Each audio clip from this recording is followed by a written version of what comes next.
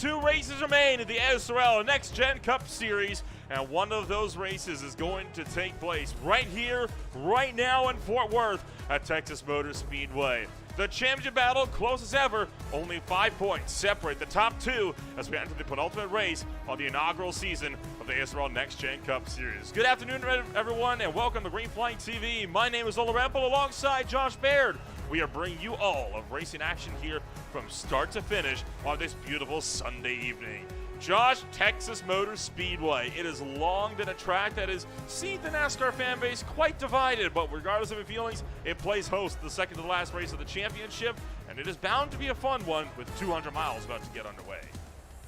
Yeah, Nolan, with this track, it's such an iconic track. I mean, these newer cars do get a lot of flack for this track because it doesn't quite bode well with the new cars, but I think with this iconic league, it's going to create for some great racing today, and it also kind of brings out some of those drivers that, you know, may have a specialized skill set for these quad ovals. So we might see a little switch up here in the standings tonight and maybe get a nice run to the finish for our final race of the season. Joshua Hickey and Hunter Engrave sit just 5 points separated entering racing action tonight, and with 5 points difference between first and second, it is going to be a very intense battle this afternoon. Matt Schlosser sits almost 10 points out from Hunter Engrave, but still very much in the fight. Realistically, it is only a 3-horse race. Jan Van Leer on down. They are effectively and almost mathematically out of the championship.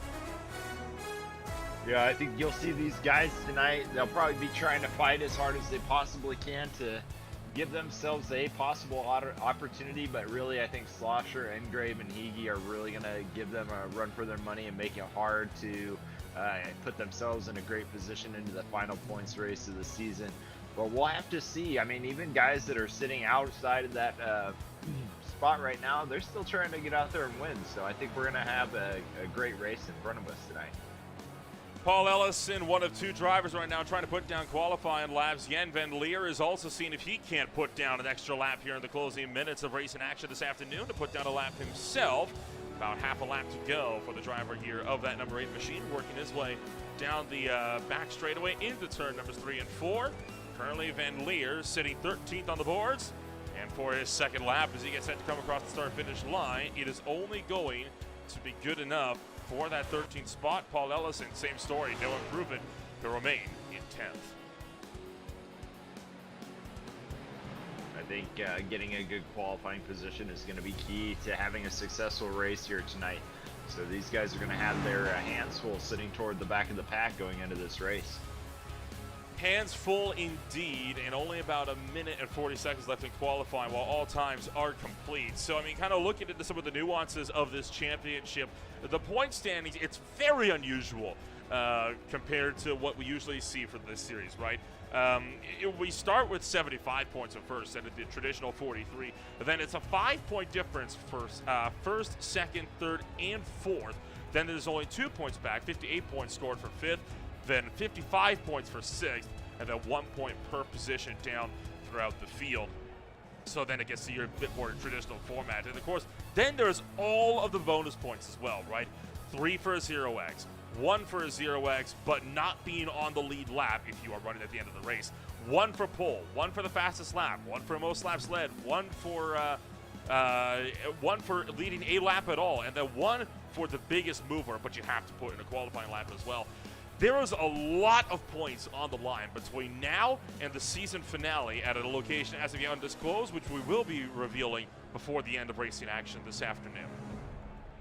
Yeah, I'm excited to be able to talk about the next track coming up towards the end of this broadcast, so everybody will have to stay tuned at the end if they want to find out which race is going to be coming up next week. But with all those bonus points getting played into the final chapter of this season, I think it's really going to give an opportunity for some of these guys to maximize their points potential to get themselves in a fighting chance to get into that last race of the season and win the championship. Well, qualifying is getting itself wrapped on up. 15 cars will look to take it to Fort Worth, Texas, and go racing around this beautiful 1.5-mile quad oval. Let's take a rundown of what your start grid is going to look like for the second to last race of the ASRL NextGen Cup Series season. Starting on the pole this afternoon, you're going to have the likes of Hunter Engrave looking to see if he can take away the points lead from Joshua Hickey. Matt Schlosser in third place in the points, starts in second. Brody Gunter is in third. Rene Garcia is fourth. Nate Morris is in fifth. Joshua Hickey, your current points leader, is in sixth. Joshua Rutherford, Andy Poliski bring up the top half of the field. Steve Ruman is sitting in 9th with Paul Ellison in 10th place tonight. Kyle Zittel is going to be starting 11th with Corey Rutherford in 12th. 13th is Jan Van Leer, 14th Brantley Gainey, and 15th will be Luke Peterson tonight. 15 cars all gridded up. That was one of the quickest gridding sessions I think I've ever seen in my life. Less than 30 seconds, and they were already lined up and ready to go. Usually you're looking at a minimum about a minute and a half, so that is some legendary time. I'll give these guys props for that. I was not anticipating such a quick jump to get themselves onto the grid, but hey, that shows they are just as eager as we are to get this race underway.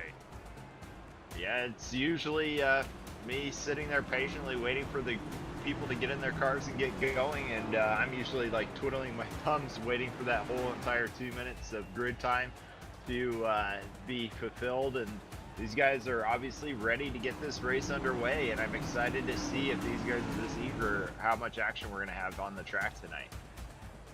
A lot of drivers you can see weaving around a little bit here behind the iRacing pace truck. The track temp has had a very cold 87 degrees Fahrenheit, so trying to get a little bit of heat into the tires here before we go to green flag racing. And we're going to be racing into the evening as well, so track temps are not going to be improving throughout the course of the night.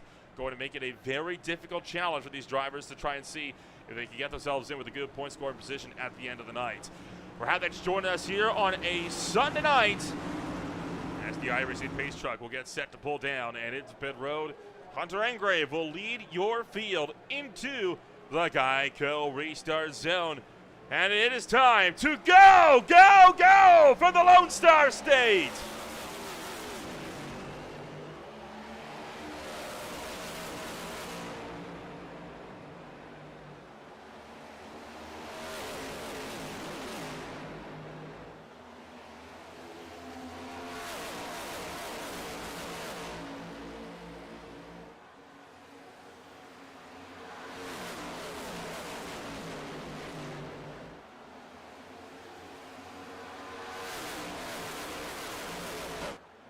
Hunter Engrave leads lap number 1 to green. The rest of the pack following suit just a little ways behind. And for that 49 car, this is a good jump, exactly what he was hoping for. He is already 1.3 seconds clear of your current points leader entering tonight. Yeah, great job by Engrave to get launched out of that start zone like a cannon and be able to take this kind of lead. I know he's got Gunter pretty close on his tail, but it starts to get a little bit wider as you go a little further back in the field. So it just goes to show how much speed he had coming out of the gate. Gunter is settling in right now. I'm not sure he wants to make a pass quite this early on. Maybe just get that rust off of him and that race pace, find out what his opponent has, so he can start setting up runs later on in the race. Nate Morris and Rene Garcia right now going side by side. This is for 4th, down to the turn numbers 3 and 4. Nate Morris going to see if he can pull clear, and oh boy, clipping the apron, bobbling up and wide, keeps it off of the outside wall. But a close shave there from Morris. He saw how much Rene Garcia checked up just in case. Yeah, great job by Morris to keep it out of the wall there. Here comes Garcia to the inside, go through turn number 2. He may have enough speed coming out of the corner to take the position. No, it looks like Morris is able to keep alongside going down the backstretch. So here we go to turn number 3 once again. And it looks like the guys further forward are starting to stack up a little bit, so giving those guys a chance as Garcia clears Morris coming out of 4. Joshua Hickey just set up an absolutely brilliant move, went 3 wide for a moment to get around Joshua Rutherford. Take a look at this, coming down to the turn number 3. Oh boy, talk about threading the needle for the 099. He does not want to give up that points lead easy tonight. I think he's really going to be pushing to the max because his opponent is sitting up towards the front right now. He does not want this position that he is in right now, so he really needs to push hard to be able to get up there and keep his points lead. So we'll probably see a lot of aggressiveness from him tonight, but it's still a little early on in the race. I don't want to see him wreck it out and then really screw up his chance to take the points lead, so he needs to be careful doing some of those moves. Well, they call it No Limits Texas for a reason, right? And I think Joshua Hickey really doing a good job of reminding us exactly where we are. You know, already see how much the sun is starting to dip below that horizon. Now, right now, my big question for this field, how is it looking with the sun shining into their eyes? That's always a huge problem for these drivers, is where are they looking at that sun? Oftentimes when it's setting like this, it is tended to shine right into their eyes. Does not look like that is currently a problem, though, around Texas. The sun has already dipped behind the front stretch grandstands. Yeah, I think those grandstands are going to be the key factor to keep it up. And we got a little tiny peeking one right there through 3 and 4, and that's the spot that you would be worried about the sun peeking through, right? You don't want it in the middle of that corner. Really, it's not a big deal going down the stretches, but man, you pop out of turn 4 and you got that sun blinding you, and next thing you know, you're in the wall. You gotta always keep your wits about you when that sun is setting. It's a very big problem, not just for the oval scene, but as well for the road course guys. And Nate Morris going into the outside wall, big hit it looks like for that 25. That car right now showing a lot of damage on the right side. He's into the wall again on the front straightaway. So Morris going to be tumbling down.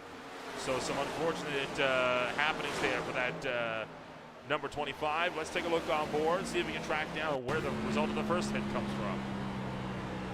Curious track wide here with the progressive banking at Texas. This might be where he gets it. Oh, just barely missed it.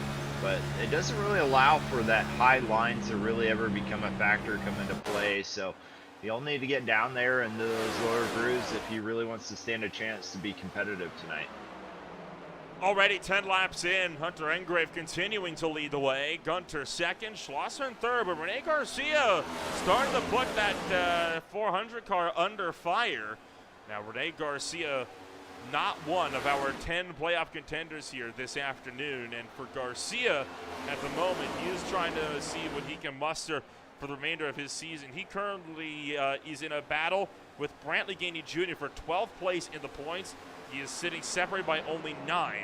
And right now, they are duking it out for, 8 points separated. And that's only 16 off of Nate Morris, right? So right now, Garcia's trying to go for best of the rest. Yeah, Garcia trying to be the fly in the ointment to these playoff contenders, because last race he was able to finish third in this point standings, which really threw off the ability for these other guys to get those good points hauls and be able to contend for this championship. So we'll see what Rene Garcia has in store for us tonight, if he's going to send another one down to the lower in the standings with him for the final race of the season. Fly in the ointment, that's a new one for me. I've heard of cork in the bottle, but that is definitely a new one. I'll have to remember that one for later on. But Poliski looking to the inside of Joshua Hickey. This is the battle for the last spot inside the top 5, and Hickey just keeping it off the outside wall off of turn number 4.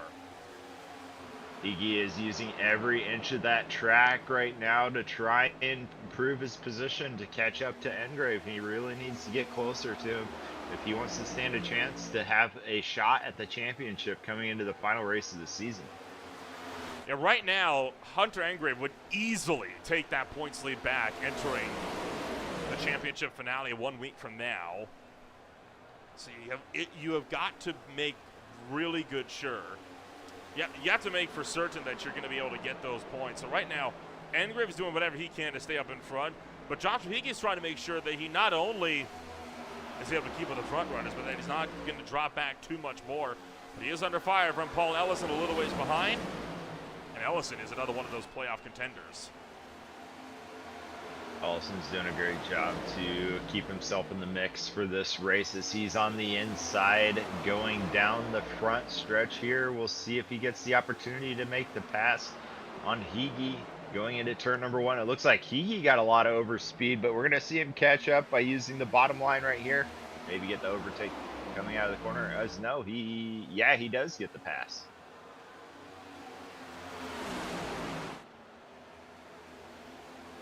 Ellison still hangs around down on the bottom. Joshua Hickey going up to the top shelf. Kyle Zittel sits a little ways behind. That number 53 Chevy Camaro still hugging that inside lane.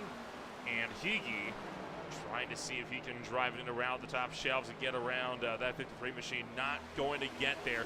Got another battle on. This is for the number 2 spot, working down the back straightaway. It looks like Garcia was not content with just being third. He wants to go up for second as well, and it looks like we've got even Poliski trying to get in on this podium, final step of the podium. So we'll have to see what these guys have in store for them. It looks like they're beginning to stack up the crowd behind them with the Gunter and Engrave in the first 2 spots. They got a couple of guys behind them hungry to take over these positions. And when you see sides like this, you then start to wonder how much is Hunter Engrave and Rhoda Gunter burning up their tires up front, trying to stay out in front of these guys, only running single file. Poliski clears for third, chops down in front of Schlosser and Garcia. He'll clear up to the top shelf out of turn number 4. So far, looking like it's a relatively good run for several of these drivers here that are still working at the top 5. And oh boy, a huge dive to the inside for Poliski. Seeing if he can make a move on the 01. Poliski capitalizing on Gunter going up in that second line. He's like, hey, there's an open spot here. I'm just going to go ahead and take it. And so that forced Gunter up. And like I was saying earlier, unfortunately with Texas, the progressive banking isn't quite good enough to allow them to run really high up there, but it looks like Gunter was able to get that position back. But really, you only have about maybe 2 or 3 lanes you can really work with in Texas, mostly 2.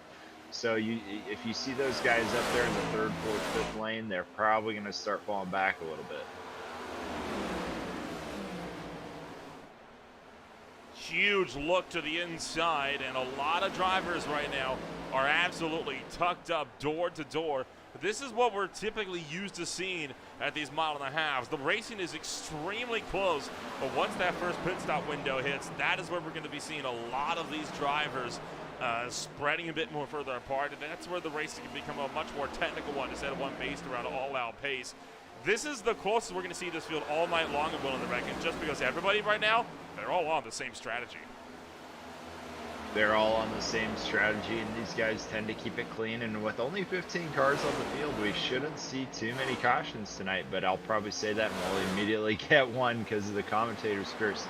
But hopefully we get some great green flag running out of here, and that'll start switching up some of these strategies and maybe give some, as we go 3 wide through turns 1 and 2. Certainly tried for. That was Nate Morris that was trying to go 3 wide up the middle. Joshua Rutherford was up on top with Steve Vrooman down on the bottom. Vrooman was able to pull clear, though. So the Black Rifle Company Camaro going to keep it out in front. And that is right now the battle for 9th through 12. Oh, then, oh boy! Vrooman close to the outside wall, nearly taking out Joshua Rutherford as they work their way down the front straightaway. Yeah, it was a close call for Vrooman, and he was able to keep it underneath him and keep in front of these guys, but they're starting to look for an opportunity to take advantage of a mistake like that, as it looks like the 25 of Morris is looking down to the inside now. He's got some speed going through turns 3 and 4 and looking to chase down the 00 of Vrooman coming down the front. This is all the hallmarks right now of that 64 car losing his tires early on here. I mean, look at how far up he's going and how much speed he's losing these corners. I think Joshua Rutherford has burned a lot of his tires up early on here, and now he is on the back foot for the rest of this stint, which is not a good feeling at a very high tire deg track like Texas Motor Speedway. It's going to be a really tough call for him to be able to pull that off when you're fighting your tires as well as fighting your opponents out there. So it's important to really keep good tire management throughout this cycle of this racetrack. Oh, we got a big check into the wall coming out of 4th. And that was points leader Hickey pushing a little bit too hard. I'm thinking trying to see if he can keep that car in a steady position, and that is not ideal for that 09-9, right? You cannot afford to be making those types of mistakes in a ultimate championship race like this. Exactly. You do not want to make those mistakes, and I know he's really desperate to get up there to get alongside Engrave to make sure that Engrave doesn't run away with the points, but in order to finish first, you must first finish. So we got to make sure, he's got to make sure first and foremost that he has a clean race and finishes well, because if he's the first guy out of this track, that'll drop him straight back to 15th, and then Engrave's just going to dominate, have a dominant points night in the current position he's in. and really make it hard for Higgy to come back in that next race.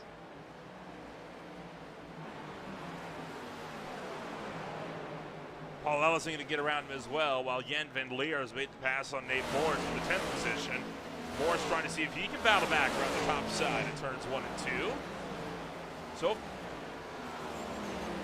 all been a very organized race so far. There's been no major effects to this race thus far. It has been phenomenal thus far. And I mean, you talk about the banking differences around this racetrack, right? Only 20 degrees in 1 and 2, but up to 24 in turns 3 and 4 at the other end of the racetrack. It does make it a really, really challenging track to get around, because no two ends of the track are alike. And that is something that these drivers are going to have to battle with all night long. And it does allow for that outside lane to pull a little bit firmer out of turn number 2, I believe. Yeah, and the other thing that with turn number 2, when you're exiting that with the less banking, that wall comes up really quickly. So we're going to see those guys tonight. If they get wide, they're going to have to really let off the gas and keep that wheel cranked to prevent themselves from hitting that outside wall. I've seen quite a few cars coming out of turn number 2 smack that wall and then off to the inside wall as they snap loose.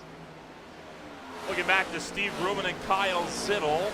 Zittel currently one of the other drivers that is in playoff contention, and he just has a little scrape with the outside fence off of turn number 4. This is the battle for 8th, working down the front straightaway. Steve Ruman has been slowly climbing his way back to the order. He started in 9th place, which is just what Kyle Zittel to, but he did drop back a little earlier. It's been impressive that he's been able to battle his way back up to a little ways past where he started now.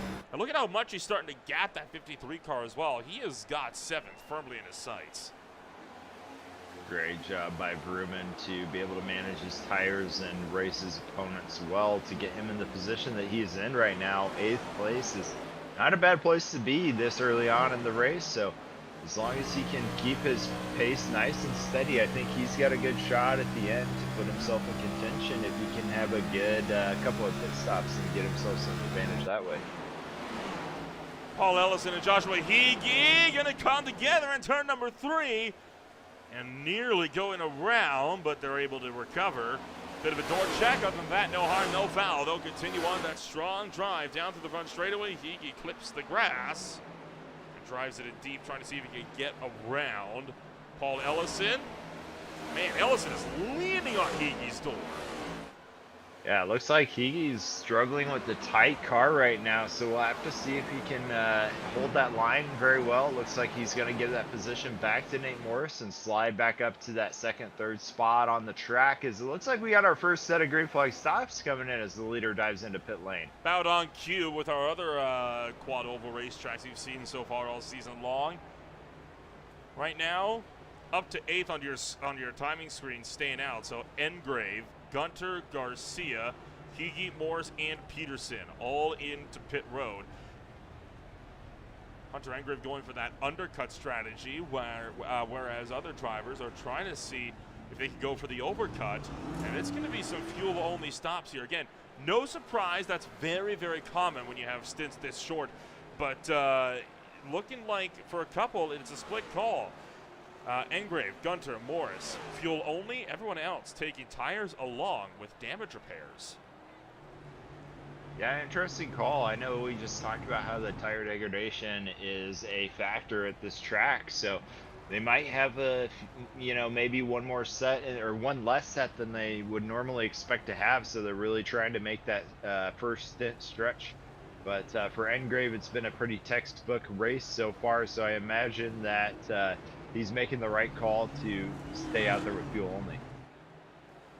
Same story for the second pack that comes in. So far, the drivers that are on fresh tires are Andy Poliski, Matt Schlosser, Paul Ellison, Kyle Zittel, and Joshua Higgy.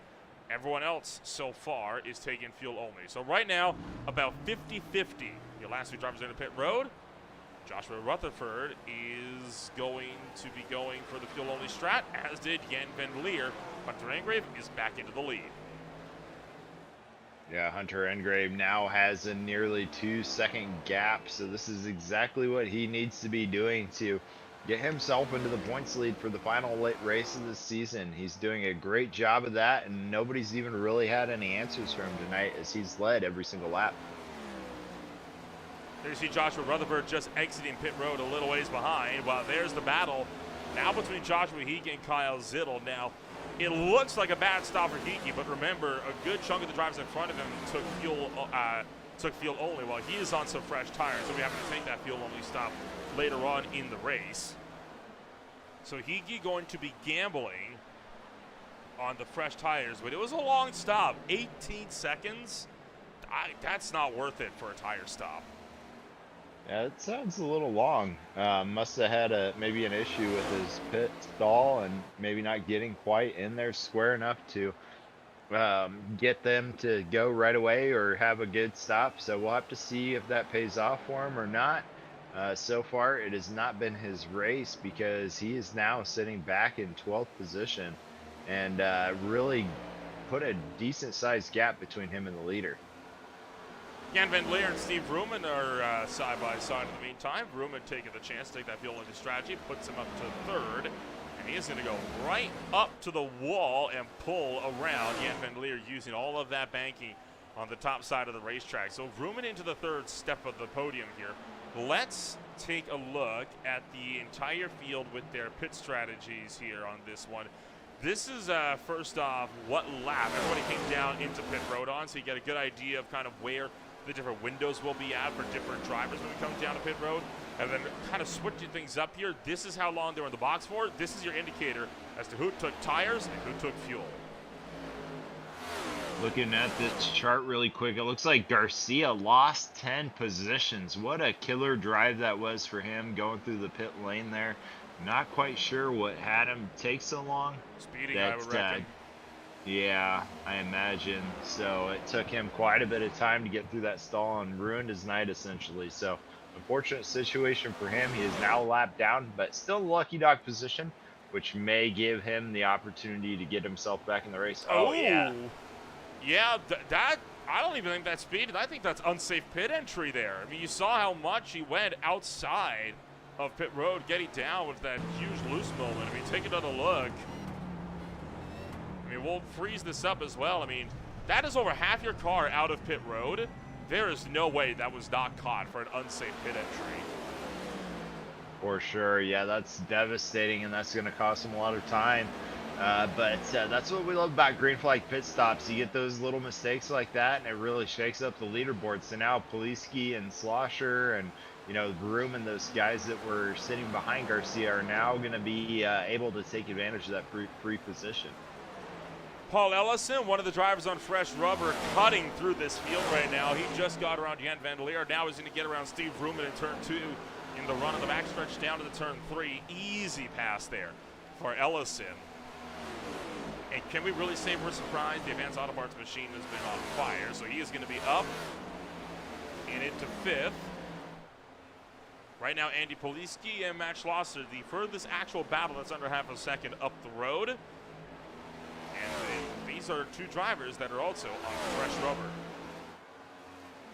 I'm just looking through the charts right now, and Ellison really taking advantage of that fresh rubber, getting some good time down. But unfortunately for Hickey, he hasn't, in the past couple laps that he's been out, he hasn't really cut down that lead. He's still a good 16 seconds behind the leader, so he really needs to start taking advantage of this fresh set of tires here if he wants to use that later on in the race, because he's going to have that opportunity where he won't be able to take tires and his opponents will, and if you don't close that gap, it's just going to stay there, if not grow later on in the race.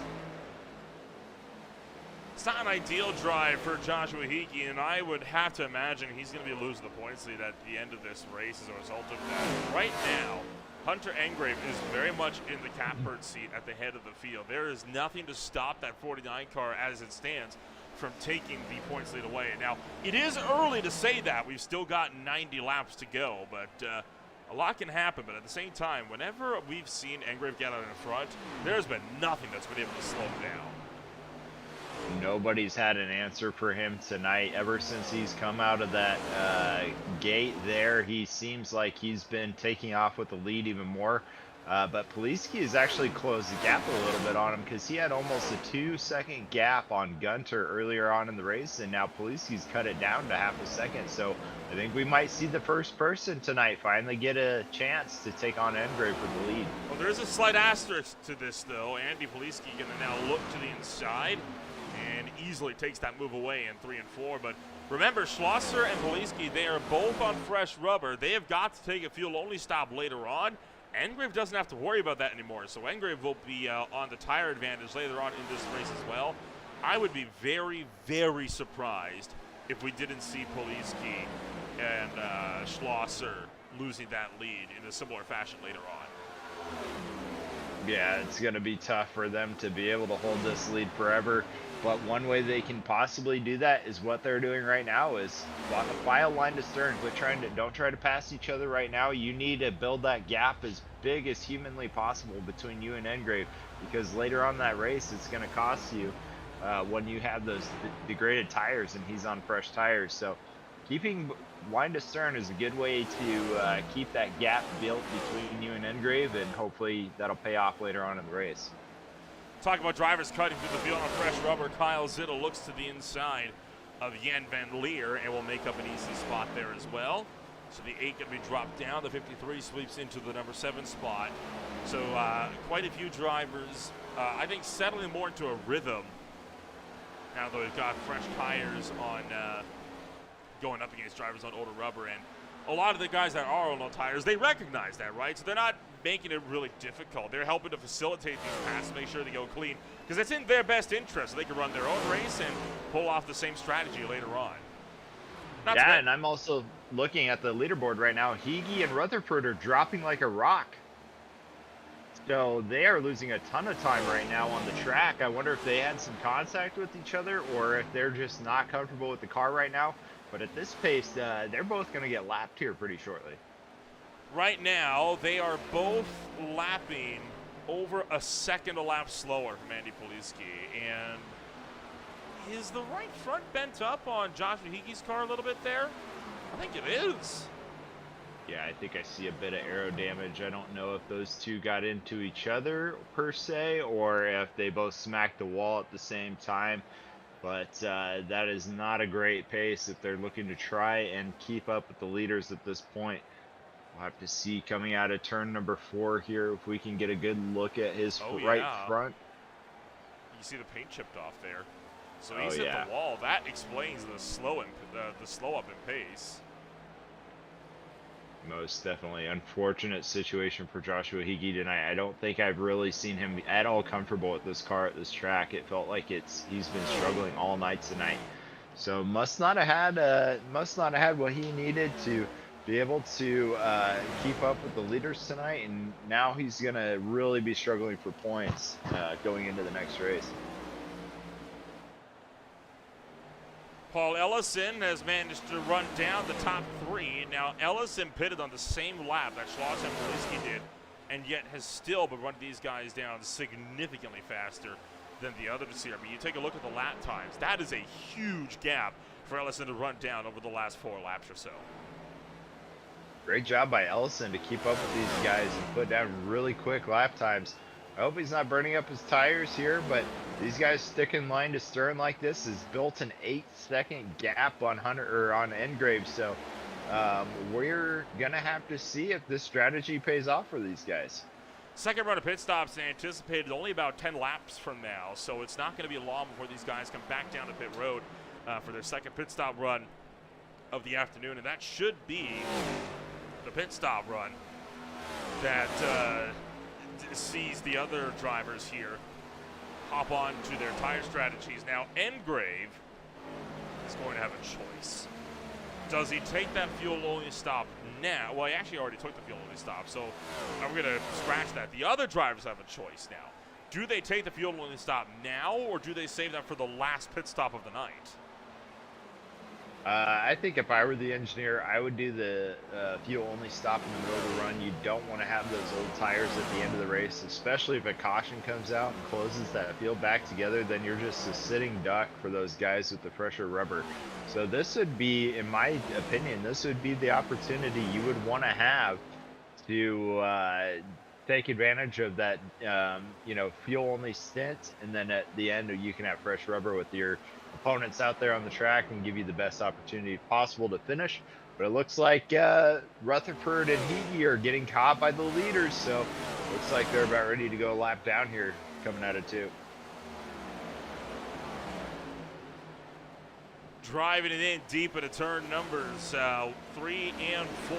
Rutherford is going to go that lap down. Andy Polisi is just up the road. Luke Peterson is in the mix. He is about to go another lap down. Luke Peterson was already one down. Similar story earlier on. He had a very, very long pit stop. And you know what? Why not? Let's take a run on board with Luke Peterson. This is going to be for his pit stop run almost 20 laps ago coming down into the pits. This is what caused him to get that 49-second stop. Way too hot on entry. So he's going to go down 2 here. Yeah, pit entry is one of the toughest things you have to do as a driver in the NASCAR series. You don't really think about that, but you do it so little. I mean, you look at Kyle Larson in the Indy 500. He went from having a great day to being 18th just because he has not had enough practice in that IndyCar to be able to slow up and hit that pit lane speed. And it's absolutely vital to a successful race night, just as much as passing your opponents out on the track.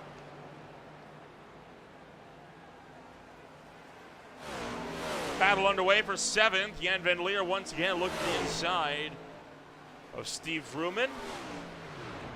Vrooman holding on for the top shelf. Jan Van Leer taking that one down low into 3 and 4. Can he clear? Not quite. Vrooman still hanging on for the top shelf. Good job by Vrooman. That was a good. It's hard to hold the outside line here, but it looks like Van Leer's finally got enough clearance to take that position away from him. So Van Leer having a good run to be able to finally overtake that position from Vrooman. But Vrooman using the draft to catch back up to him. So we'll have to see if he goes to make a move.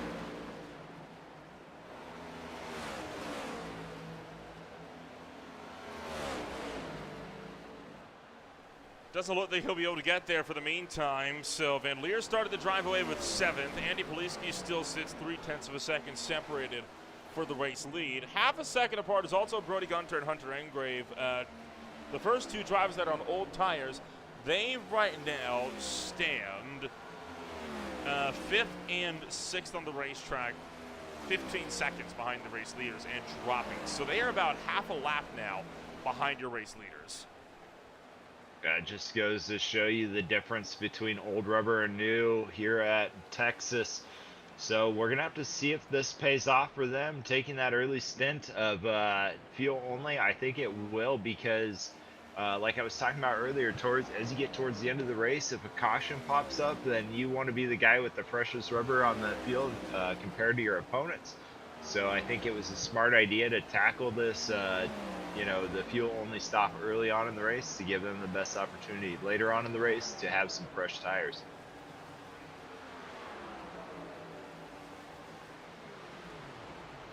See, Engrave and Gunter, in fact, started to put in the clutch and coast a little bit here. They're looking to stretch the fuel numbers out here a little bit more. You wonder if maybe they're trying to see if they can push that final stint just a little bit further. Might be trying to cut on the splash and go, perhaps? It's an interesting call to do that fuel only, or to try and do the clutch and coast on a fuel only stop, because you already had the problem with your tires degrading to the point where you're putting down pretty slow laps, and I think clutch and coasting is only going to make you even slower. But there's a reason why I'm on this side and not behind the wheel right now. So I think that they know what they're doing to the point where we'll have to see towards the end of the race if this is the right call for them.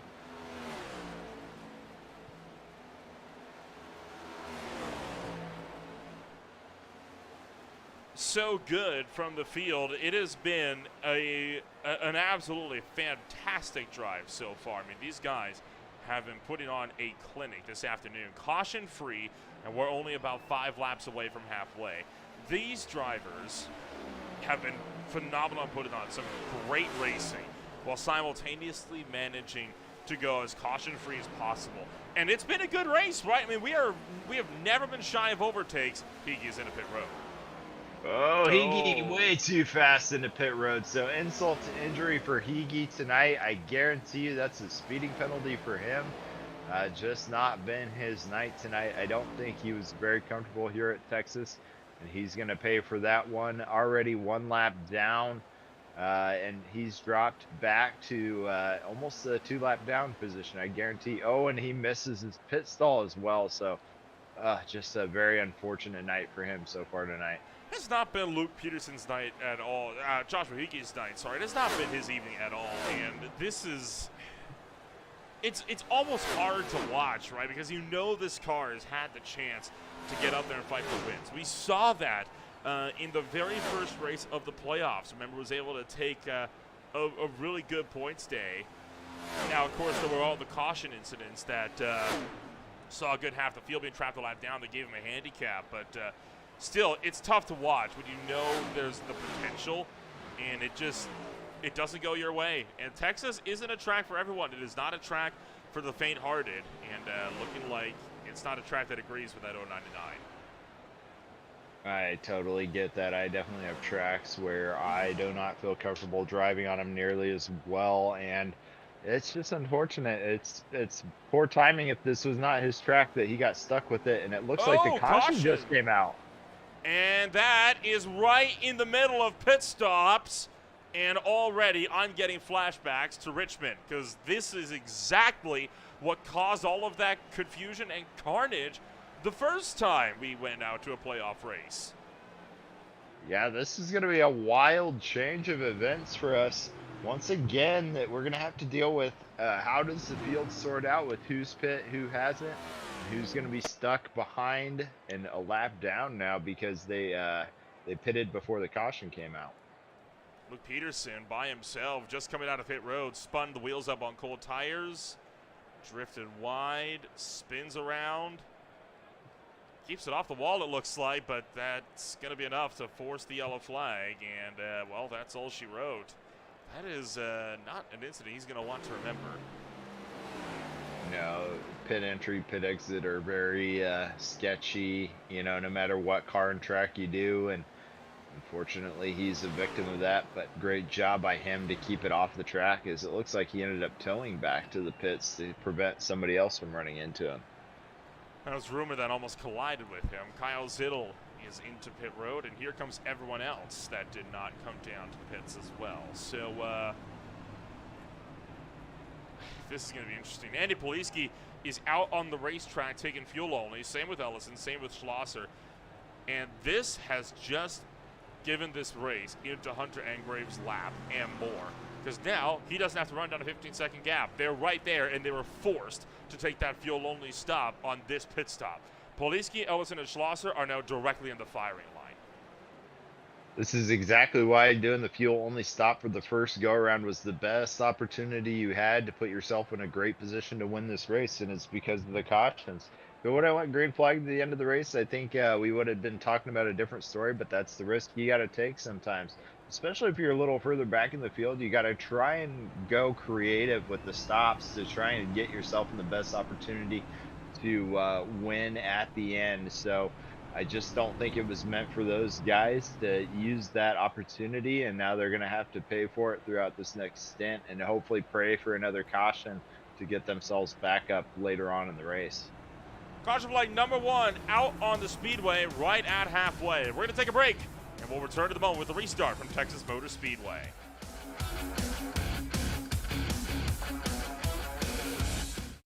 Racing isn't easy, but experiencing it is. iRacing puts you in the driver's seat with the industry's leading sim racing game. Drive on laser scan replicas of the greatest racing circuits from around the world. Go head-to-head against other drivers chosen by skill-based matchmaking to ensure competitive racing at every level. Compete across all your favorite series. In officially licensed cars, engineered to deliver the most accurate driving experience possible.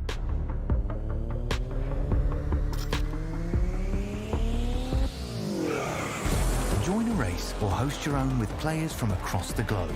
Race against the computer or in a league with friends. Feel the thrill behind the wheel. Visit iRacing.com.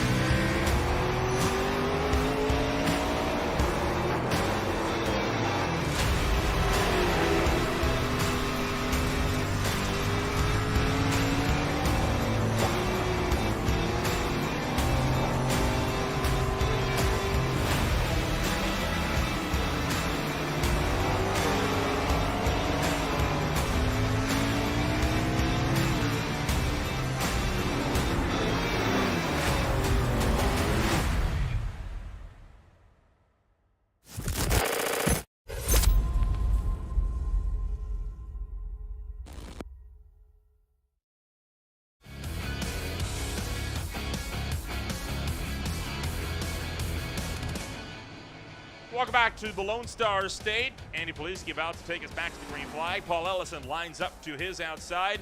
Match lost starts third. They are all on old tires. Looks like we got a couple guys that got trapped a lap down from that caution flag. So unfortunate for them, but Brantley Guinea Jr. up 3 positions. Rene Garcia ended up losing 8 off of that one. So we'll have to see if we can get another caution in quick succession, or if those guys are just going to be struggling for the rest of the night. But we got a different aspect now, because we got a couple guys that were supposed to take, or couldn't take tires this time around because of the strategy. And with that caution flag, the timing couldn't have been worse for them.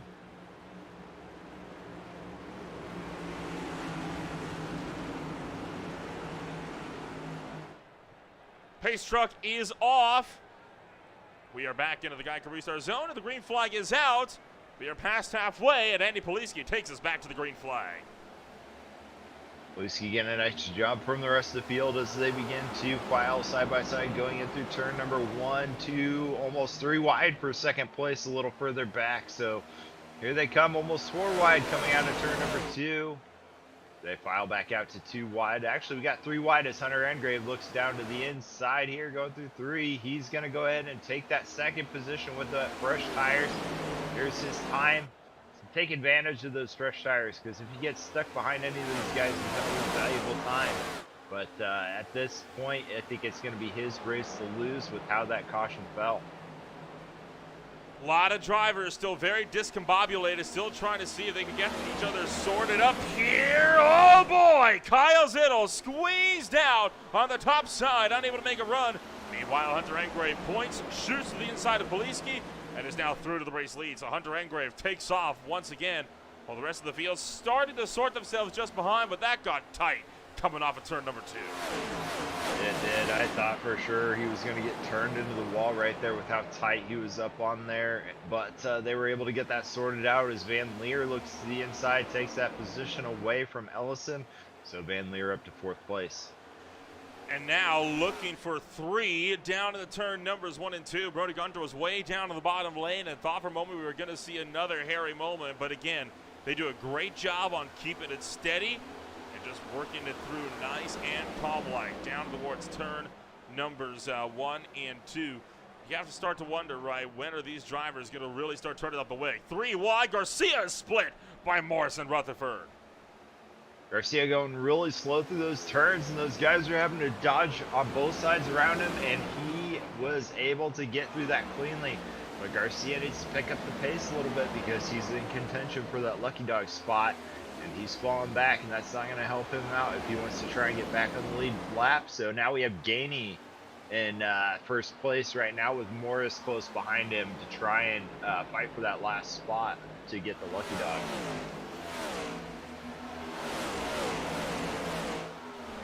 Nate Morris going up to the top shelf and almost puts Paul Ellison into the outside wall. Still extremely bunched up here middle of the pack, and it all starts right around where Andy Poliski runs. Gainey pulls around to the outside, looking to unlap himself. Brody Gunter's into fourth. Nate Morris trying to bump Poliski out of the top 5.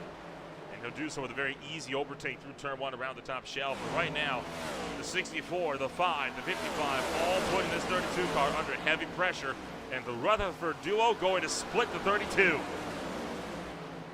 They got through that cleanly once again, and it looks like the Rutherfords got sorted out as well, but it looks like we got Poliski up towards the outside wall once again, and I think that is Morris behind him, I believe.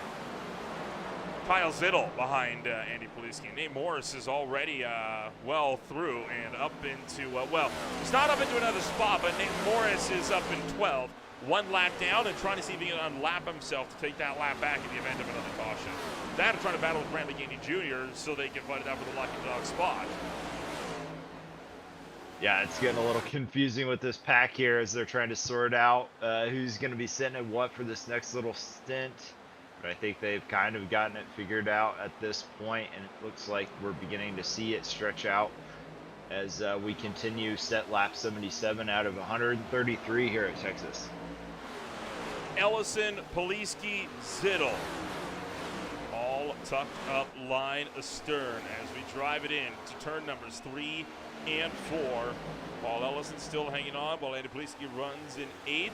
Kyle Zittel back in 9th. Here is Steve Vrooman and Jan Van Leer. They are going to look to go side by side of this, the battle for second. Great battle for second coming out of here. Van Leer on the low side with Vrooman on the high side. We'll have to see which one pays off. I think that low line is just going to be the fastest way around as Van Leer looks to take second place away from Vrooman. And the further behind, Paul Ellison not able to get around Andy Poliski. Now remember, Ellison is on the same lap tires that Poliski is, so they are very much battled on the same tire strategy. Kyle Zittel, I think, is on 2 fresh tires. 10 seconds in the box. That's way too long for fuel only. Yeah, I gotta imagine that he got some tires as well, so we'll have to see if that strategy pays off for him this stint. Looks like he's doing pretty well for himself. Going through turns 3 and 4.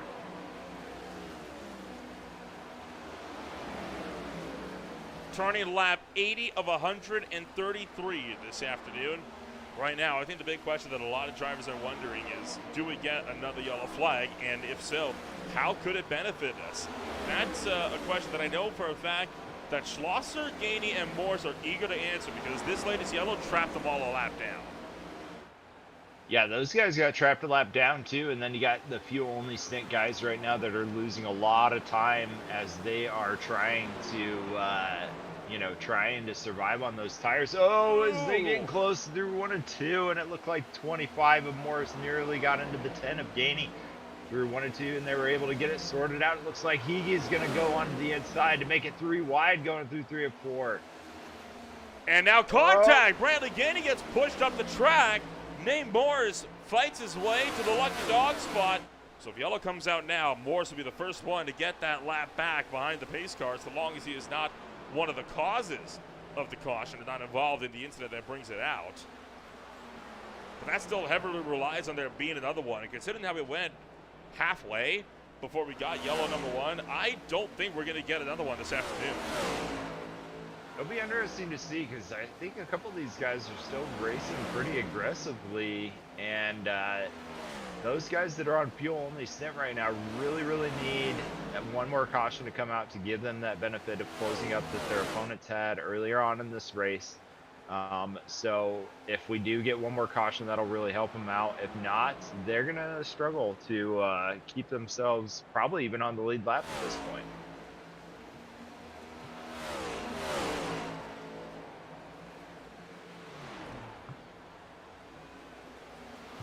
Still watching this battle for 8th here between Paul Ellison and Kyle Zittel. They are right behind Rene Garcia. Garcia is 1 lap down. They're trying to see if they can battle to get around that 74 machine while simultaneously still trying to duke it out among themselves for positions as well. And right now, Paul Ellison has been doing a great job on just running that defensive line on trying to keep himself out in front. And Kyle Zittel has not been able to find an answer for him to get around. He has not been able to find that answer. I think the best shot he's going to have is to go to the inside, but I don't know if he's quite comfortable getting clear down there on the apron.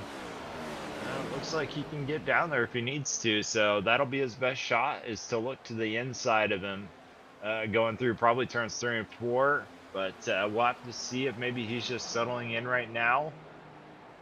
And then you got Garcia in front of him that could be creating chaos for them as they're trying to get that battle sorted out. The 55 and the 53 still tucked up, line astern. One battle that's also closing in for position. Jan Van Leer and Steve Ruben. They've gone at it a few times already since the restart.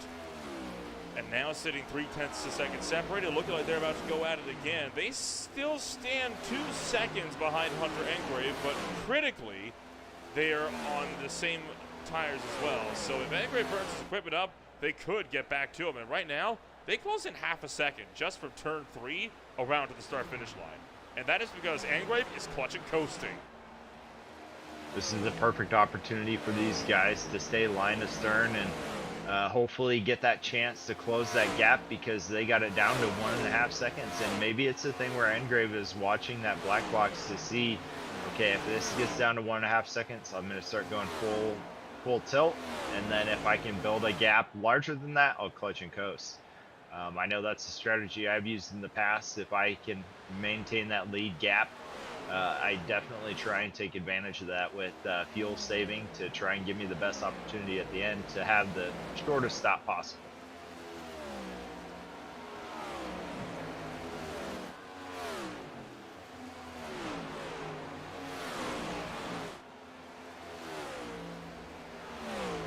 Just as we thought Van Leer and Vrooman were about to go at it, Van Leer starts to drive away from Vrooman, but still closing on Hunter Engrave up the road. And with this 49 car pointed in the clutch, at least on corner entry, it is giving a good bit of time here for Van Leer to start to close that distance. But you saw as well, lap 87, actually Van Leer lost time. So right now, Engrave is trying to clutch and coast as much as he can while still managing that gap, does not want to give up the lead. No, you don't. It's kind of like a carrot on a stick routine, right? Like you're going to give your second place opponent the opportunity to close that gap a little bit, make them think they're catching you, and then you're going to really go full tilt when they get too close. So we'll have to see how Hunter Engrave plays this, but he's been the master at strategy so far this season, and so far it's paid off for him here as well.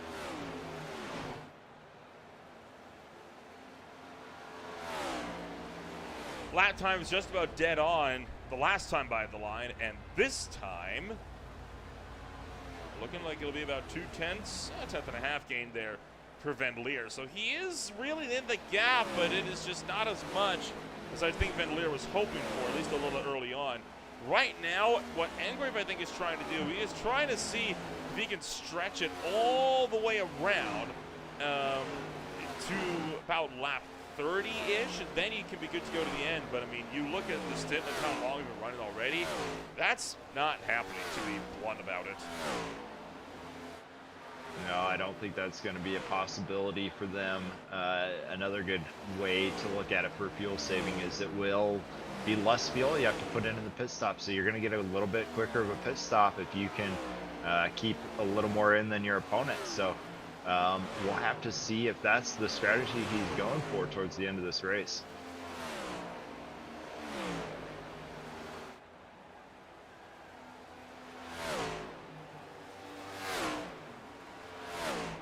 Vrooman, Gunter, and Moore all tucked up line to start as well. So while Steve Vrooman is starting to drop off on the offensive battle, he's having to pick up his skills on defense as Brody Gunter, one of the playoff drivers, looking for the inside. Currently, Brody Gunter stands 8th in the points, trying to get around Paul Ellison for 7th. If I'm not mistaken, this is a new paint for Gunter, so maybe that's made him a little faster today. Maybe he threw a green flag TV sticker on there, which guarantees you 0.2 of a second faster than your opponent. So Great job, great paint for him tonight, and I like seeing that car running the red, white, and blue. And then you got Vrooman behind him. I think that's kind of a new paint for him as well, if I'm not mistaken. And then you got the classic Brantley Gainey green and gold paint in that spot behind him. Again, the paint scheme, a very distinguishable one. Same with Matt Schlosser, who they just overtook on the racetrack. Schlosser, of course, running gray and black colors, but with very distinct bold red numbers on the door. Makes so it is impossible to miss on the racetrack. It's good when drivers always have, similar paint schemes throughout the season. It makes them easy to distinguish at a moment's glance, but they do look good on the racetrack as well. Gunter's still hanging on, and Matt Schlosser has just taken it into pit road. Yeah, I saw Matt struggling on his times towards the end there. I think he was getting ready to get passed once again by the leaders, so it looks like he's using that opportunity to come in here, get some fresh rubber, and a little bit early. He might even have to have one more stop after this. So curious call. If he could have waited, just 5 or 6 more laps, he would have been able to be good to go until the end, but now he might have to stop one more time.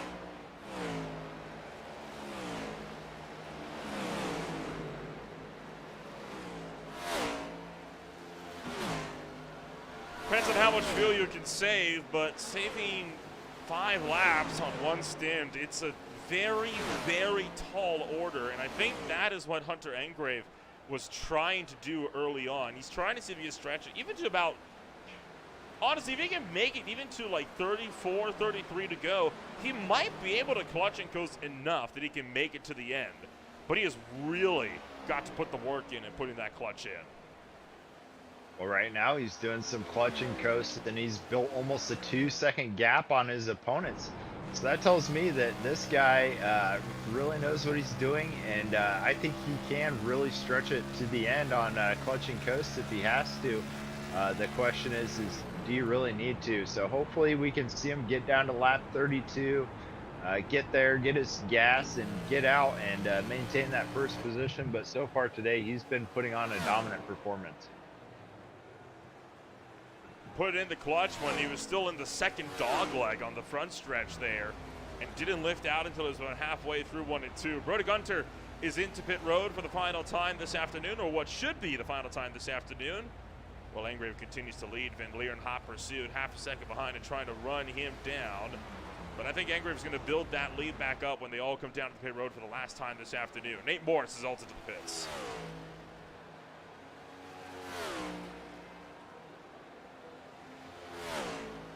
Nate Morris, one of those guys that got in trouble earlier with the caution coming out during the cycle here, so hopefully he doesn't have that luck once again, or he truly will be out of contention for this race. But that's all those guys can do at this point is plan on a caution flag coming out to get themselves back into contention, as Engrave gives up the lead to Van Leer. It seems like he's really on that fuel strategy at this point.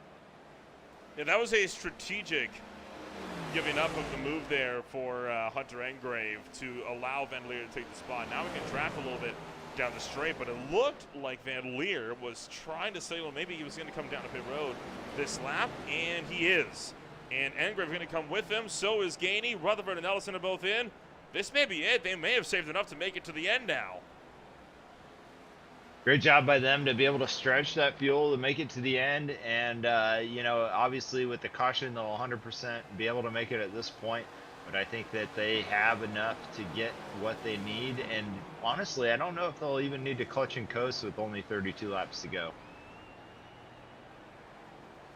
It'll be close, but I think you're right. I think they can make it to the end now pretty securely. Vrooman, Rutherford, and Zittel, the next ones in. They will be on the freshest tires on the racetrack as a whole. And then that'll be it. Our pit strategy is complete. There we go. The final 30 laps of the race finally beginning to take shape, and we'll get to see who comes out the other side here.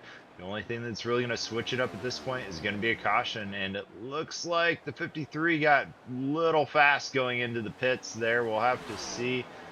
He'll have to pay for that in the pit lane, but so far everybody else back out on the track and turning more laps away to try and get to the end of this race. Oh, Corey, Whoa, too that's, nope, not even close to making that one. A for effort, though, for sure, for Corey Rutherford, really trying to knock down the speed traps there. Yeah, it was way too fast, but Corey not having the greatest night already, so that will just secure his opportunity to be able to, you know, have contention for a good race finish tonight, as he'll have to pay for that time in the pit box. Seeing a few drivers that went for a two-tire strategy. Paul Ellison, Andy Poliski, and Kyle Zittel out on 2 each. Matt Schlosser taking fuel only. The mandatory fuel only stop for him. And I think Steve Vrooman only took 2 as well. Only 12.8 seconds in the box. Interesting call for Vrooman. That's quite a few laps left that he'll have to just do 2 tires on, but we'll have to see if that's a good strategy call. Paul Ellison and Andy Poliski just a little ways behind as well. They are currently embroiled in the battle for that 5th position on the racetrack as well, and it's not a battle that's looking to go away anytime soon. Poliski all over the back of Ellison. 1 lap fresher tires for Poliski behind. Can't find a way, though, to get around that 55. Not a close call there for 1 and 2, but you might have a point somewhere later on in the races. It looks like Vrooman on the outside of Engrave and takes that away from Engrave. So Vrooman up into 2nd place with Brody Gunter about 3 seconds up the road. But Vrooman, that was a nice pass by him, and he's kind of taken off into the sunset. I wonder if Engrave still needs to save a little bit more fuel to make it to the end. Brody Gunter is still out in the race lead as well. He pitted about 4 laps for everyone else. I do not believe that Gunter is able to make it to the end. It'd be a really impressive feat if he was able to make it to pit road, let alone winning this race at the end of all of that. But this battle for 5th, still the closest one we got on the racetrack. But again, Poliski doesn't look like he's all too urgent to get around that 55 car. No, he's probably waiting for his chance a little bit closer to the end. We'll have to see if that's what he's doing, or he's just struggling to get that little bit more pace, but he's keeping really close to that back bumper there going through 3 and 4, so he might have that speed he needs to get around him at a certain point and just waiting to pounce for the right time.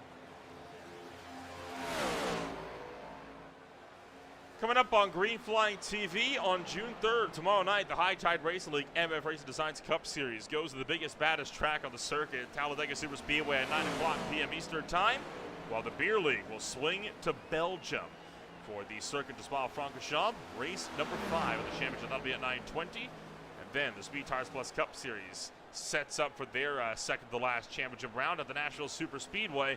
They'll be finishing their race off at Iowa next week. That'll be on Thursday at 9:15 p.m. Eastern Time. Meanwhile, for the ASRL NextGen Cup Series, they have their season finale next week. The final venue has been determined. It is just yet to be announced, and we will be making that announcement at the conclusion of the broadcast this afternoon.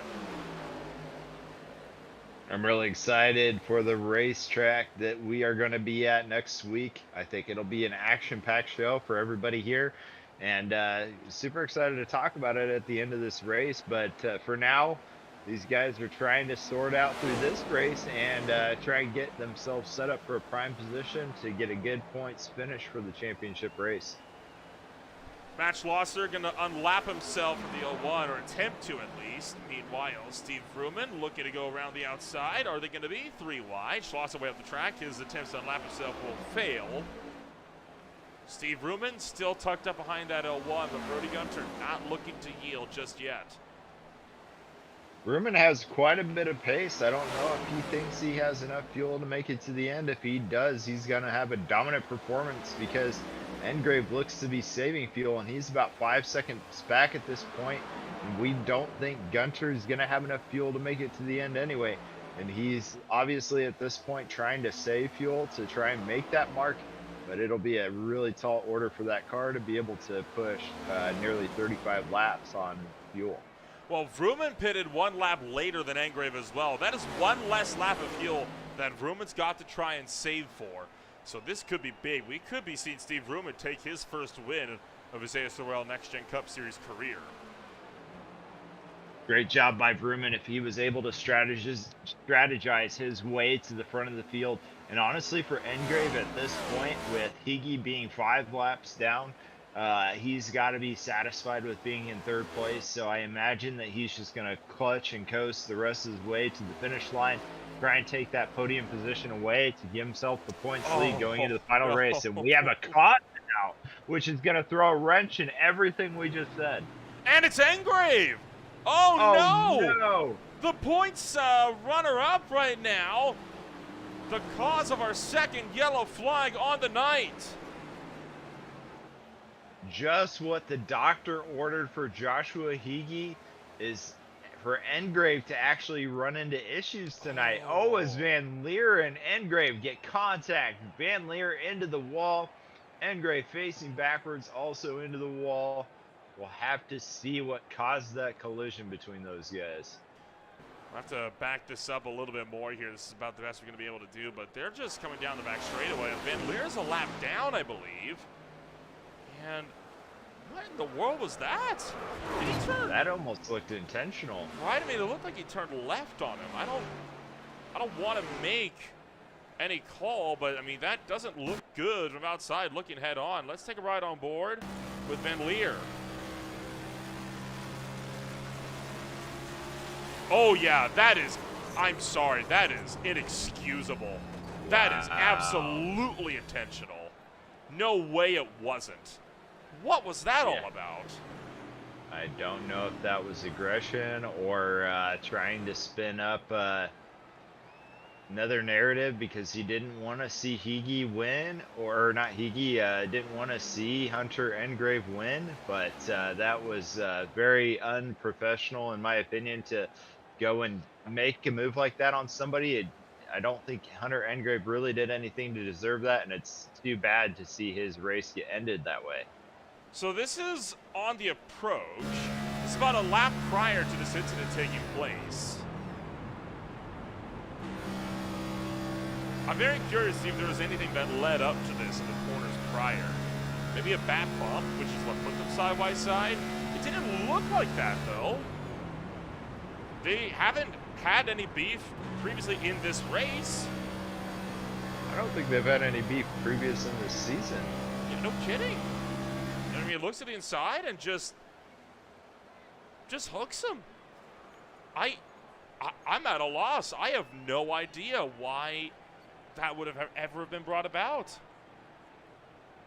Yeah, I've never seen something so flagrant happen with no, prior response, that would have led up to something like that. So I'm genuinely curious to hear post-race what happened in that situation, but it's very unfortunate for Engrave. He didn't deserve to get that kind of contact, and now it may cost him very valuable points that he'll need to try and beat out Higgy going into the final race of the season. Well, the yellow flag is out for the 2nd time today for a very controversial incident on the back straightaway. We'll be back in a moment with more on Green Flag TV.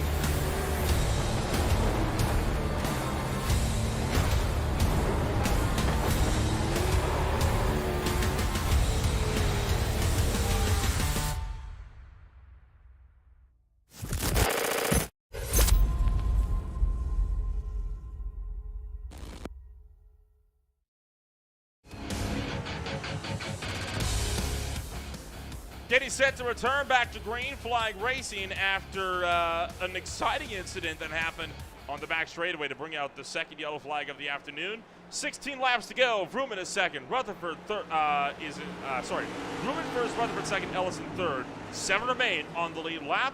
We'll work into the Geico restart zone with 16 laps on the docket.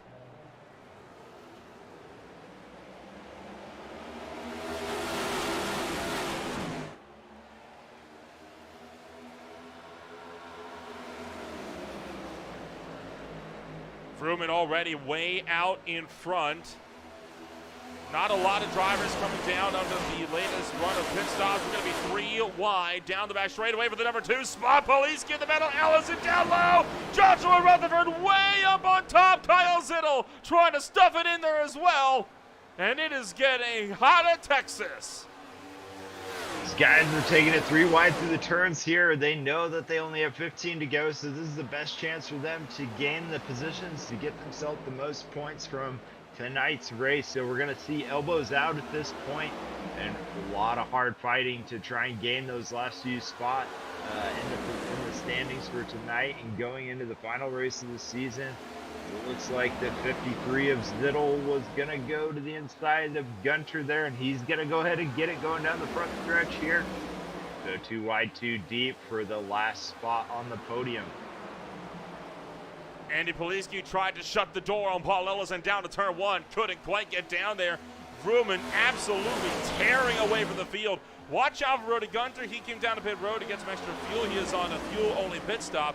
So far, the furthest driver back that is on fresh rubber is Max Schlosser, pitted on lap 115.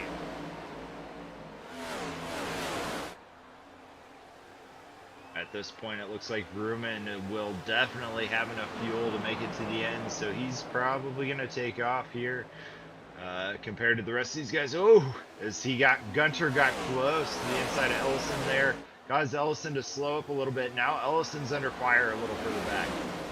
You also got Nate Morris, Joshua Heagy, Brantley Gainey Jr. going 3 wide on the back stretch, and now Heagy can't get down low as Joshua Rutherford stuffs it in as well. A lot of drivers just shoveling out for positions, and Schlosser slides it out big time on the back straightaway, nearly going around off 4. Great save by him as they go 3 wide once again. Ellison, Garcia, and it looked like the 25 as well are all 3 going 3 wide of Morris.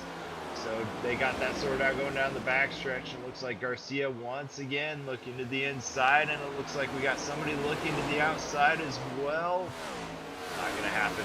Got 3 wide this time. Going down the front stretch here. They're still trying to figure it out, just like this last caution cycle we had. It was a bunch of action as these guys tried to get sorted out in their positions for the final time. Hopefully for tonight, as we got 11 to go here at Texas. Andy Poliski also battled him out with Brody Gunter way up the road for the number 2 spot, and that is another battle that we'll have to keep tabs on up the road. They are sitting still 3/4 of a second behind Steve Vrooman.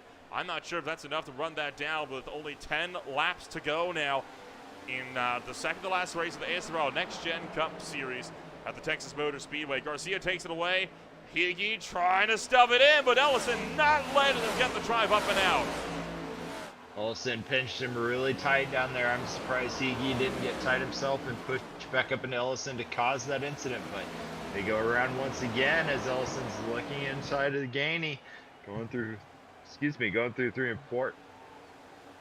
They've also got the battle for third, picking up Kyle Zittel to the inside of Brody Gunter. Zittel wants to see if he can throw his hat into the ring. Gunter trying to see if he can cut down low. Goes for the over-under onto the back straightaway. Here comes the L1 with a big head of steam. Down to the inside, looking to take away the 3rd position down to the turn number 3. L1 doing a great job to look down to the inside. We'll see if he has what he can get it going down here on the front stretch. It looks like he's not going to get the job done. But Zittel giving him a run for his money, going through 1 and 2 as he gets a little tight, pushes up into Zittel. Zittel able to hold his own though, and they're side by side once again going down the back stretch. It has gotten very, very physical for these battles in the closing stages of this race, and I think a lot of that championship pressure is really starting to mount on these drivers. They know what the stakes are now, and they know it is absolutely critical to make these moves whenever you can, because when you're in a race like where we're going to be at a week from now, it's going to be an absolute madhouse. So you need every advantage that you can get. Yeah, the top 4 in the standings right now, all sitting on the sideline at this point. So, and then you have Slosher is probably the best bet at coming away with a good points haul tonight. So a lot more guys probably thinking, oh, I have an opportunity now to put myself a little higher in the standings now that 3 out of the top 4 are sitting on the sidelines. Well, I mean, look at Brody Gunter, right? He's entered this race 55 points outside of the points lead, with Josh Mahiki and Hunter Angrave both being down to out. He is going to get set to gain probably a good 20 points minimum on the field. This is not yet over by any stretch of the means.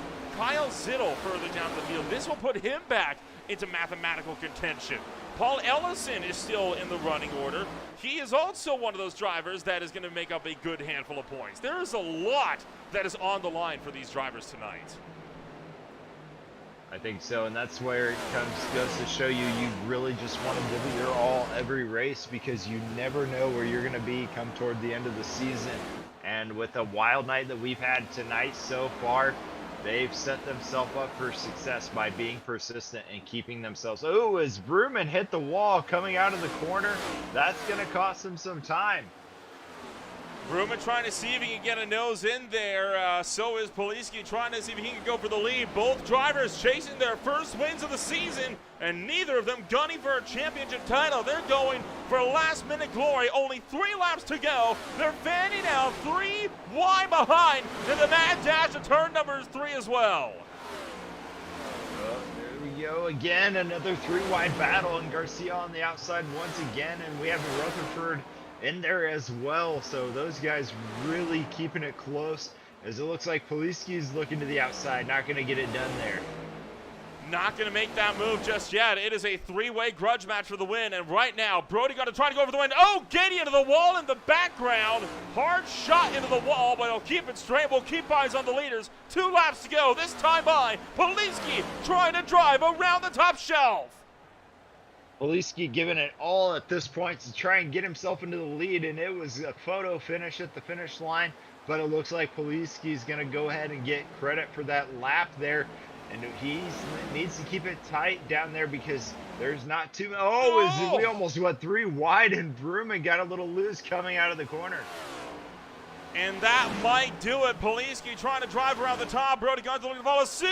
Contact for a moment between Gunter and Vrooman. We'll take the white flag. 1 lap to go for the Texas Motor Speedway. And the 32 car driving away. Contact again. Big time for second. That is the last thing that Gunter needs right now. And now trying to cut it back in. Contact a 3rd time.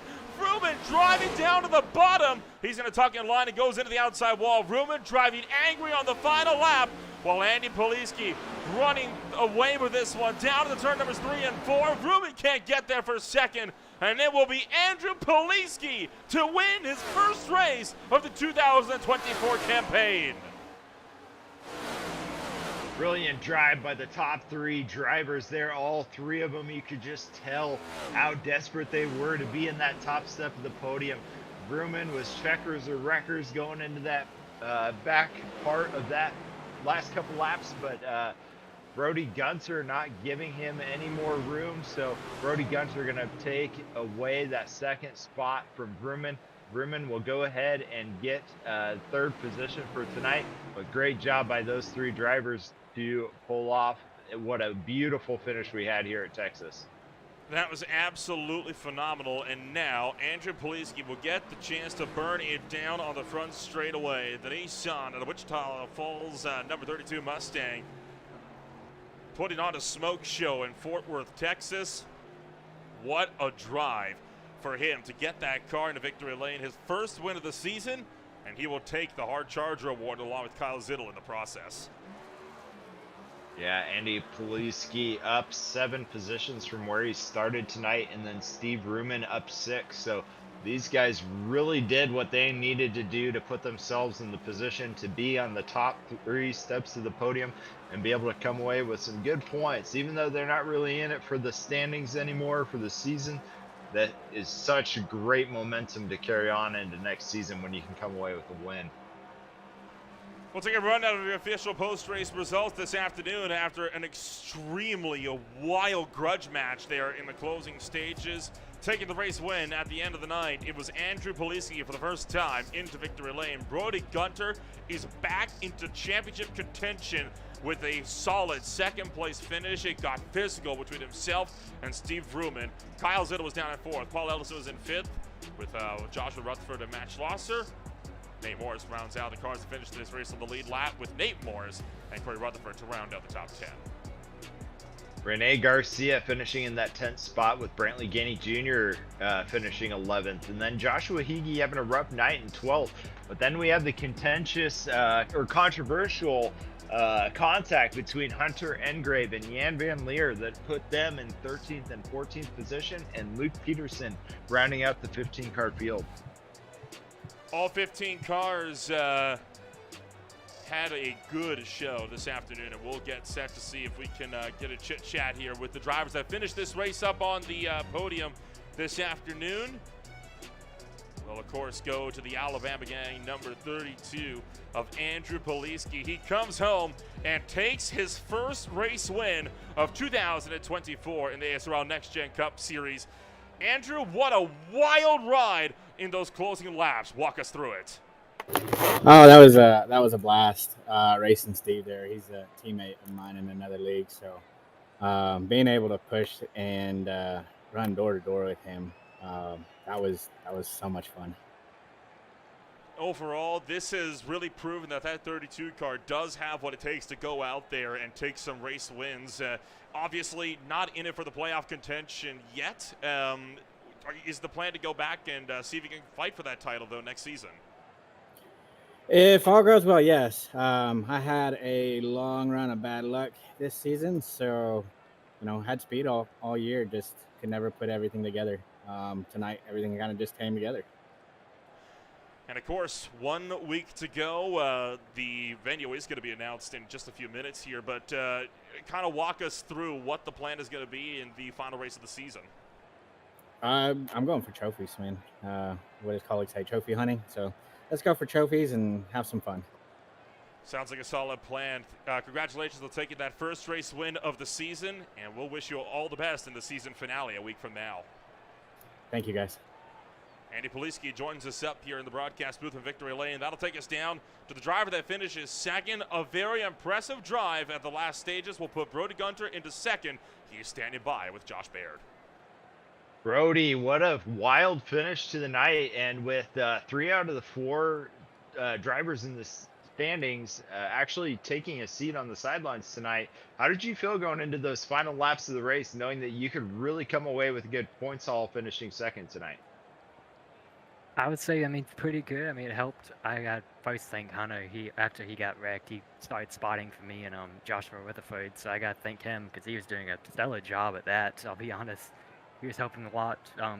Spotting me through that. But yeah, that was probably an exciting finish for you guys. I'm sure that was a lot of fun. I can't believe that it ended up closing like that in the last 2 laps. Just wish I could have gone a little more my way, so I probably could have came out on top. But it was fun. Yeah, I'm glad to hear you enjoyed it. I know that we had a lot of fun calling that from the booth.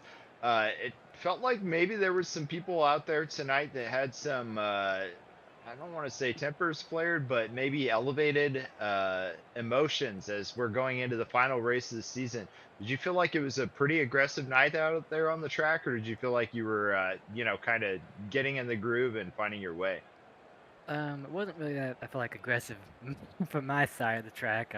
I tried to stay away from that the best I can. I guess I did a pretty decent job, you could say. But yeah, I think the kind of main goal, me and Hunters at first, was to just save fuel.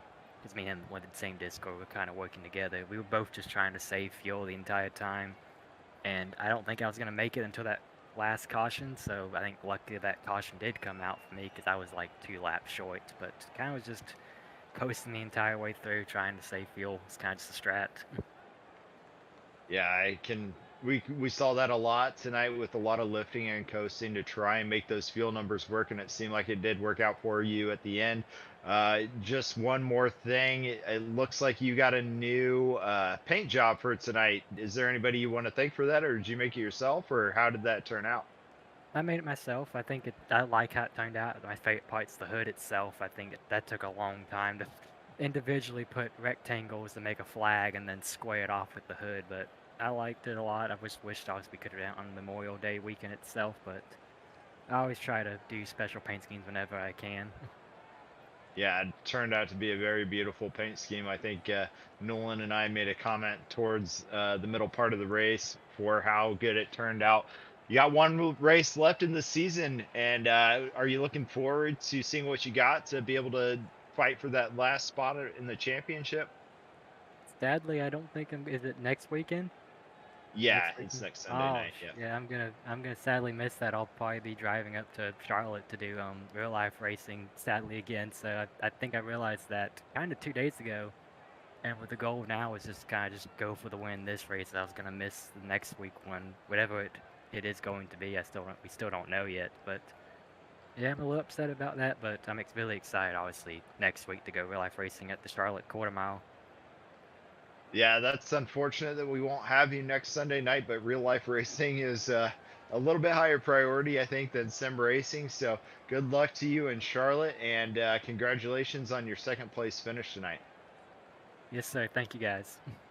Yep. Next up, we got Steve Ruman to take the final step of the podium, and he's going to be standing by with Nolan. It is the driver that comes home third place on the podium and in a very intense battle for that number 2 spot with Brody Gunter. Steve, it is a wild ride for you, your first podium of the season and just your second start of the season. Walk us through the race in action tonight because, boy, it got physical there on the closing laps. Yeah, it did. We were all kind of on the same tires, the same strategy there at the end, so we were all pretty even and just battling it out there. I burned up just a little bit too much to let Andy get by me and let Brody catch up to me there, but it was definitely a tight battle at the end. It was a good race for you overall. You're able to walk out of here with a very solid third place finish. Obviously, only running the part-time schedule this season. Are we going to be expected to see this 00 car back in full force, though, for the next one? Yeah, we hope to. Hope to get the schedule cleared up and be able to join more of these races Sunday night. And I guess for the last race of the season coming on up here in just 1 week, will we be seeing you back out there again, and will you be a trophy hunting just like Andy Poliski? Yeah, I'm going to give it a shot, and that's what we're looking for. We're looking for wins. Running part-time, that's all we got to run for, so we hope to make it a good battle. Sounds like a solid plan. You sure put on a show this afternoon. I have no doubts it'll be the same when we go racing 1 week from now. Congratulations on third. We'll see you in 7 days. Thanks, guys. Appreciate it. Have a good one. Steve Ruman taking it home here in that number 3 spot on the podium. And, well, that's going to do it for the interviews. And that brings us to our announcement for what is going to be up next for the ASRL NextGen Cup Series. It's the final race of the season coming on up. And guess what? Us broadcasters had a hand to pick. There were a few options on the table. It has been settled. Auto Club Speedway for a 200-lap run will play host to the season finale for the ASRL NextGen Cup Series. Auto Club has never failed to throw up a good race on this channel, and I have a feeling these guys are going to make it so easy to put on a good show. Yeah, the banking and the next-gen Cup cars that we have in this league always make for some great racing at that track, and I think that's what it came down to. Is it has really a good amount of action and the ability for just about anybody that wants to put their 100% of their heart into it, the ability to take away that win. So I think of all the tracks that we set and talked about, this one is going to be a great one. So I'm excited to see what Auto Club has in store for us. I'm sure it's going to be a barn burner, and I'm really excited to see how these point standings play off tonight after how the finish played out with 3 out of the top 4 not finishing the race. It's going to be extremely intense to see how everything's going to line on up when we go racing in Fontana, California 1 week from now. But before we get to all of that, there's a lot more intense action that's going to be coming on up over the next few days. The High Tide Racing League Emma Racing Designs Cup Series swings out for an absolute dogfight at Talladega Super Speedway a week from now. And then, of course, the Beerly swings out to one of motorsport's most famous and most oldest racetracks at the Circuit de Spa-Francorchamps over in the Ardennes Forest. That and so much more coming up on Green Flag TV. If you want to find out more about who we are and what we can offer you, check us out today at www.greenflagtv.com. My name, as always, is Nola Rempel, alongside Josh Baer. Thank you so much, everyone, for joining us this afternoon. We'll see you all in 7 days when we get set to crown a champion on the West Coast.